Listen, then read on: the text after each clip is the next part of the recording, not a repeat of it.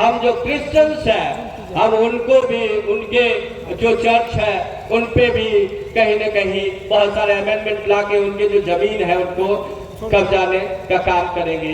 तो साथियों, ये जमीन की लड़ाई है, पूंजीवादियों के खिलाफ, सामंतवादियों के खिलाफ लड़ाई है, पितृसत्तात्मक फोर्सेस के खिलाफ लड़ाई है और देशद्रोहियों के खिलाफ लड़ाई है।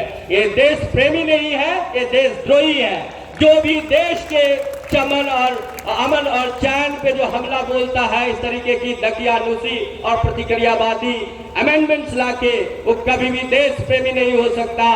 देश प्रेमी वही है जो सर्वेश्वर दयाल सक्सेना बोलते हैं कि देश केवल कागज का नक्शा नहीं होता है, देश हम और आप से बनता है। तो जो जनता की बात नहीं सुने वो देश भक्त नहीं हो सकता है। ये जनता को उनके हक से बहुत दूर ले जाने की साजिशें रच रहे हैं। ये कभी भी देश प्रेमी नहीं हो सकते, ये देशद्रोही है और इनका इतिहास ही रहा है देशद्रोह का। मैं अगर इतिहास बताऊं इनका, तो जो आपके माफी वीर जिनको बोलते हैं, आप समझ रहे हैं कि किनके विषय में बोला जा रहा है। तो ये देशद्रोही लोग ही थे।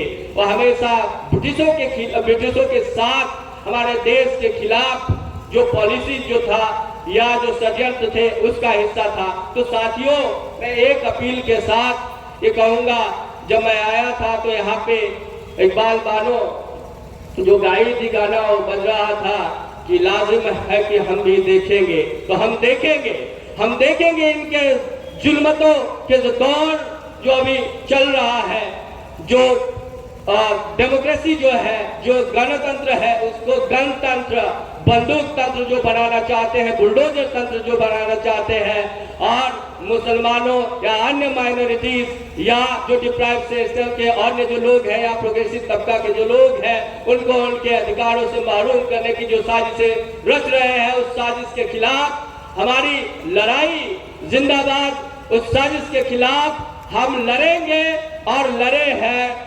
और एक बात कि गंगा की कसम, जमुना की कसम, वो ताना वाना बदलेगा, तू खुद तो बदल, बदलेगा जमाना बदलेगा।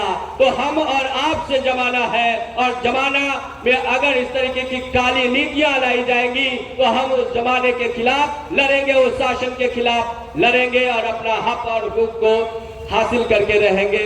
शुक्रिया।